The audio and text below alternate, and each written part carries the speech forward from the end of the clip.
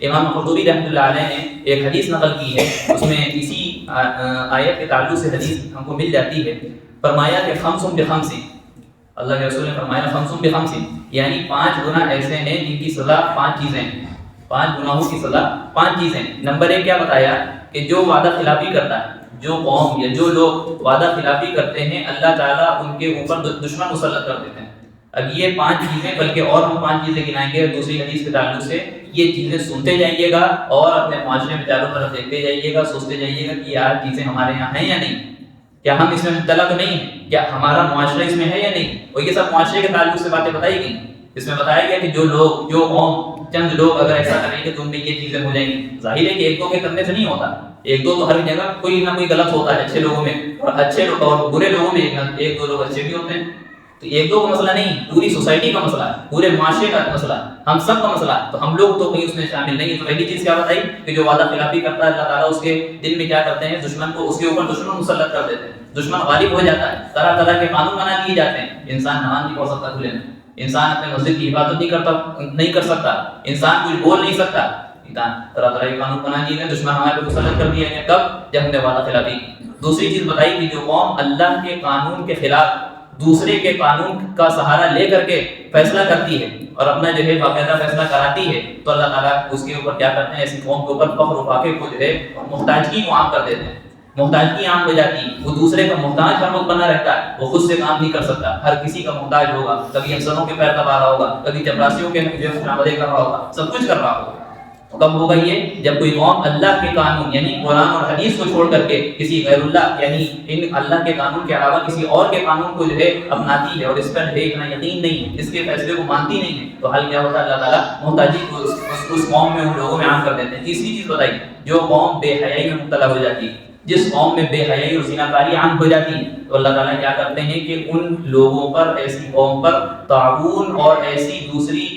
وبائی امراض مسلط کر دیتے ہیں جس کی وجہ سے موتیں ہونے لگتی ہیں، جس کا علاج نہیں ملتا، جس کا علاج نہیں ملتا۔ ابھی ہمارے چند سال پہلے کورونا آیا نہیں آیا، کس کی وجہ سے آیا؟ ہم دیکھیں کہ ہمارے معاشرے میں زناکاری کیسے پھیل رہی ہے، اس کی جو وجہ ہے، وجہ سب سے بڑی یہ ہے کہ جو ہے نکاح کا دیر سے ہونا اور نکاح کو مہنگا بنا دینا، نکاح کا دیر سے ہونا اور شادیوں کو مہنگا بنا دینا، یہ بنیادی وجہ۔ حضرت مولانا خلیل الرحمن صاحب سجاد نعمانی صاحب دامت برکاتہم تو کہتے ہیں کہ معاشرے کی اکثر برائیوں کی جڑ دیر سے نکاح کرنا ہے، اکثر برائیوں، زناکاری کا نام نہیں لیا، اکثر برائیوں کی جو جڑ ہے وہ دیر سے نکاح کرنا ہے، تو یہ چیز ہم کو سمجھنی ہے۔ نمبر 4 جو چیز بتائی کہ جو بھی اس میں چیز آئی ناپ تول میں کمی کرنا، کہ جو ناپ تول میں، جو قوم ناپ تول میں کمی کرتی ہے اللہ تعالیٰ ان کے اندر، ان کے یہاں قحط کو مسلط کر دیتے ہیں۔ قحط جس کو ہم عام طور سے سوکھا سمجھتے ہیں کہ سوکھا پڑ گیا، کوئی چیز نہیں آئی، اس کی آگے وضاحت انشاءاللہ بھی آئے گی، تو اللہ تعالیٰ ان کے یہاں جو ناپ تول میں کمی کرتے ہیں، ناپ تول میں کمی کے تعلق سے وضاحت آ گئی، تو جو قوم بھی ناپ تول میں کمی کرے گی اللہ تعالیٰ وہاں قحط مسلط کر دیں گے۔ ہمیں کیا لگتا ہے بظاہر جو ناپ تول میں کمی کر رہا ہے اس کو لگتا ہے کہ ہم نے بچا لیا، لیکن اللہ تعالیٰ نے گھٹا لیا۔ ہم کو کیا لگتا ہے کہ ہم نے بچا لیا، ہمارے پاس زیادہ ہو گیا، لیکن اللہ تعالیٰ کا نظام ایسا ہے کہ اللہ تعالیٰ اس کے آگے کے جو مسائل ہیں وہ ختم کر دیتے ہیں، آگے کے جو ذرائع وہ ختم کر دیتے ہیں، اور اگر ہم نے کسی کو پورا دے دیا، بظاہر ہم کو لگ رہا ہے کہ ہمارے پاس سے چلا گیا، لیکن اللہ نے آگے انتظام کر کے رکھا، وہ ہم نہیں جانتے ہیں، وہ پورا ادا کرنے کی برکت سے ملے گا۔ جب کوئی پورا حق کسی کو ادا کرے گا تب جا کر کے اس کا آگے کا ہم کو اس کی برکتیں اور رحمتیں ہم کو دیکھنے کو ملے گی، اور ایسے طور پر ملیں گی ہم اس کو سوچ بھی نہیں سکتے۔ اللہ تعالیٰ ایسی جگہ سے کھلائیں گے ہم اس انسان اس کو گمان بھی نہیں کر سکتا کہ کہاں سے یاد اس نے کبھی نہیں سوچا ہوگا۔ تو یہ چیز ہے۔ نمبر 5 جو ذکر کیا کہ جو زکوٰۃ ادا نہیں کرتے ان سے بارش روک دی جاتی ہے، جو زکوٰۃ ادا نہیں کرتے ان سے بارش روک دی جاتی ہے۔ آج کل 4-5 سالوں سے بہت سب لوگ کو جانتے ہیں کہ بھئی بارش وقت پر نہیں ہوتی، بارش ایسے موسم میں نہیں ہونی چاہیے، بارش ایسے موسم ہونی چاہیے تو ہوئی نہیں، اس بار بارش دیر میں ہوئی، اس بار بارش جلدی ہوئی، تو سب کیا ہے؟ جب زکوٰۃ لوگ نہیں دیتے، اور زکوٰۃ پہ جو اصل طریقہ ہے وہ بیان آ چکی بات، مزید وضاحت کی ضرورت نہیں ہے۔ دوسری جگہ طبرانی وغیرہ میں ایک روایت ملتی ہے، وہ بھی حضرت عبداللہ بن عباس رضی اللہ عنہ کی حدیث ہے، اور اس میں بھی 5 چیزیں بتائی گئی۔ اس میں پہلی چیز جو بتائی گئی اس میں بتایا کہ مال غنیمت کی چوری اس قوم میں رائج ہو جاتی ہے تو دشمن کا رعب ایسی قوم کے دلوں میں ڈال دیا جاتا ہے، ڈرنے لگتا ہے دشمن سے، اللہ کے اوپر توکل و یقین نہیں رہتا، وہ سوچتا ہے کہ فلاں حکومت کے پاس طاقت ہے، حکمرانی ہے، اس کے پاس فوج ہے، اس کے پاس پیسہ ہے، طرح طرح کے میزائل ہیں اور طرح طرح کے اس کے پاس جو ہے ٹیکنالوجی ہے، لہٰذا وہ جو ہے زیادہ طاقتور ہے۔ ہمارا اللہ کے اوپر یقین اٹھ جاتا ہے ایسے لوگوں کا، کب ہوتا ہے؟ جب مال غنیمت میں چوری رائج ہو جاتی ہے۔ دوسری چیز بتائی کہ جب سود خوری عام ہو جاتی ہے، جس قوم میں سود خوری عام ہو جاتی ہے اس قوم میں موت عام ہو جاتی ہے، اللہ تعالیٰ موت کی کثرت کر دیتے ہیں، موتیں بے تحاشا ہونے لگتی ہیں۔ چند سال پہلے کورونا بھی ہوئی، اس سے پہلے ڈینگو کا مرض ایک چلا تھا، وہ تو بھی عام ہے، لیکن ڈینگو میں کتنی موتیں ہوئی تھیں؟ یہ کورونا سے پہلے جو ایک آیا تھا تو اس میں بہت ساری موتیں ہوئی۔ کیا وجہ تھی؟ کہ جو ہے سود خوری ہمارے یہاں عام ہو گئی، معاشرے میں عام ہو گئی۔ تیسری چیز بتائی کہ جو قوم ناپتول میں کمی کرتی ہے تو اللہ تعالیٰ اس سے رزق کو روک لیتے ہیں، رزق کو روک لیتے ہیں۔ چوتھی چیز بتائی کہ حق کے خلاف جو فیصلہ کرتا ہے، یعنی قرآن کے خلاف جو فیصلہ کراتا ہے، ان میں قتل و غارت گیری عام ہو جاتی ہے، قتل و غارت گیری عام ہو جاتی ہے۔ پانچویں چیز بتائی جو لوگ عہد شکنی کرتے ہیں، وعدہ خلافی کرتے ہیں، وعدہ کر لیا پورا نہیں کیا، وعدہ کر لیا پیسہ دینے کا ہم فلاں تاریخ کو دیں گے لیکن ہم نے نہیں دیا، تو جو لوگ وعدہ خلافی کرتے ہیں، غداری کرتے ہیں، تو حال یہ ہے کہ دشمن ان کے اوپر مسلط کر دیے جاتے ہیں۔ اوپر سے بتایا دشمن کا روپ ڈالا جاتا ہے، ڈر اور ہیبت پیدا ہو جاتی ہے۔ اور آخری چیز بتائی جو لوگ غداری کرتے ہیں وہ ان کے اوپر دشمن مسلط کر دیے جاتے ہیں۔ اب اس میں جو بتایا کہ رزق روک لیا جاتا ہے، اس کا مطلب کیا ہے؟ اس کا مطلب ایک تو یہ ہے کہ بھئی جو ہم کو عام طور پر سمجھ میں آتا ہے کہ رزق روک لیا جاتا ہے، یعنی رزق ہم تک کے پہنچے نہ اور رزق ختم ہو جائے، یعنی سوکھا پڑ جائے بالکل، ٹھیک ہے، ایک تو رزق سے بالکل محروم کر دیا جائے۔ دوسرا ایک مطلب یہ بھی اس میں شامل ہے کہ رزق تو موجود ہو، رزق تو موجود ہو لیکن ہم اس کو استعمال کرنے پر قادر نہ ہوں۔ ایسی ایسی بیماریاں آئیں، ڈاکٹر نے منع کر دیا، مالدار بہت ہیں،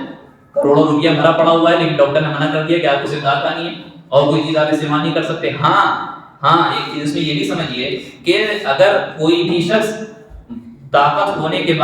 باوجود اور استعمال کرنے پر قادر ہے، اس کے باوجود کوئی شخص جو ہے کسی بیماری میں مبتلا ہے، ڈاکٹر نے منع کیا ہے، تو ہر کسی کو یہ نہیں کہا جائے گا کہ یہ شخص جو ہے ناپتول میں کمی کرنے والا ہے یا اللہ تعالیٰ نے اس رزق کو روک دیا ہے۔ یہ انسان اپنے اپنے طور پہ سمجھے۔ اگر کسی نے کسی چیز کے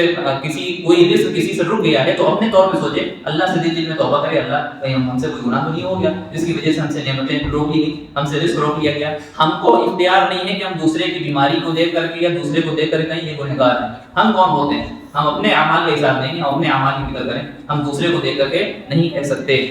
اسی طریقے سے جو بتایا کہ قحط مسلط کر دیتے ہیں اللہ تعالیٰ، سوکھا جو پیدا ہو جاتا ہے، سوکھا پڑ جاتا ہے، اس کا مطلب کیا ہے؟ اس کا مطلب ایک تو یہ ہے کہ چیزیں ختم ہو جاتی ہیں،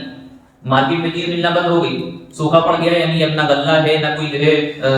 ٹماٹر کم پڑ گئے، دوسری جگہ سپلائی ہو گئے تو ٹماٹر مہنگے ہو گئے، کبھی پیاز مہنگی ہو گئی۔ ایک مطلب یہ ہوتا ہے، ایک مطلب یہ ہوتا ہے کہ مارکیٹ میں چیزیں ہیں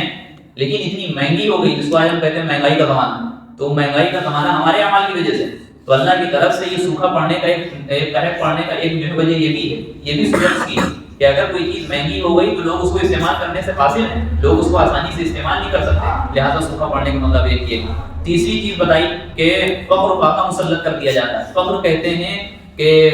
ایک تو یہ صورت ہے کہ ہمارے پاس پیسہ ہی نہ ہو، ہم کھانے کے لالے پڑ جائیں، اس کو کہتے ہیں فقر و فاقے کی زندگی گزر رہی ہے، ایک تو سیدھا مطلب یہ۔ دوسرا مطلب یہ ہے کہ کاروبار اور ضروریات زندگی میں ہم دوسرے کے محتاج ہو جائیں، جو بھی ہم نے شروع بتایا کہ ہم کوئی بھی کام کریں تو معاملہ یہ ہے ہمارا کام کرنے میں ہم کبھی افسروں کے خشامتیں کر رہے ہیں، کبھی چوکیداروں کی جو ہے خشامتیں کر رہے ہیں، یعنی ہم لوگوں کے محتاج ہو جائیں،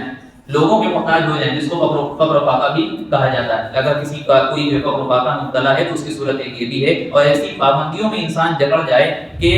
افسروں سے لے کر ہر ایک کی جو ہے خشامتیں کرنے لگے، تو اگر یہ معاملہ ہے تو حال یہ ہے کہ اللہ کی طرف سے یہ قحط کا زمانہ ہے ہمارے لیے۔ ہم کچھ کھل کر کے کام نہیں کر سکتے، ہمارے پاس پیسہ ہے تو ہم کھل کر کے کوئی چیز لے نہیں سکتے، ہم کو جیسی رہی والے آ جائیں گے، فلاں لوگ آ جائیں گے، تو یہ قانون وغیرہ جو کچھ ہے بھلے اپنے ملکی اعتبار سے ہیں وہ اپنی جگہ بالکل ٹھیک ہے، لیکن ہم کو اپنے اعمال کی فکر کرنی ہے کہ ہمارے اعمال کیسے ہیں۔ اللہ تعالیٰ سے دعا ہے کہ اللہ تعالیٰ ہم سب کو ہر ایک حق ادا کرنے کی توفیق عطا فرمائے، خاص طور سے حقوق العباد پورے ادا کرنے کی توفیق عطا فرمائے، آمین وآخر دعوانا الحمدللہ رب العالمین۔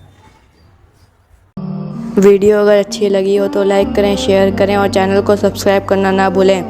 اور ساتھ ہی ساتھ بیل آئیکن کو پریس کریں تاکہ نئی ویڈیو کی نوٹیفیکیشن آپ کو ملتی رہے۔